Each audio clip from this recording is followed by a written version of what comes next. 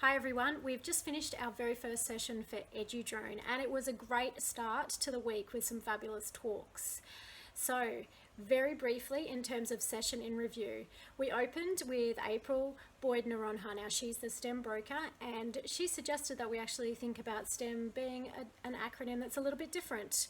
And of course we all know the standard acronym for STEM, and so her offering was stakeholders, transformation and timing, the eyes wide shut syndrome, and method to the madness. And so she structured her talk around those being the 4 keys to STEM engagement. And so it was a really interesting take on those aspects of it, and particularly how we can incorporate stakeholders and industry into our education as well.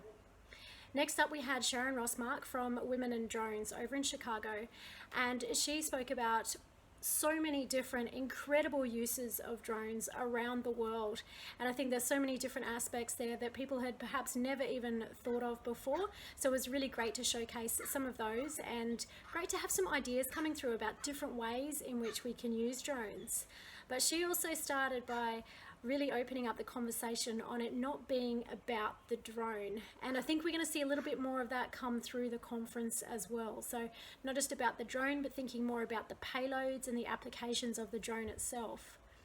Now that theme was also continued by Dr. Xavier Leone from the University of Sunshine Coast, and he spoke about how he's using drones as part of an undergraduate subject at the university, and he definitely pulled through that theme of it not being about the drone and managing student expectations as well when they come into a class and they think that they're studying the drone, but you know they might only have a couple of flights over the course of the semester, as they're really spending so much more time working with the data for environmental applications in his case. We finished up the first session with Ruth Harrison.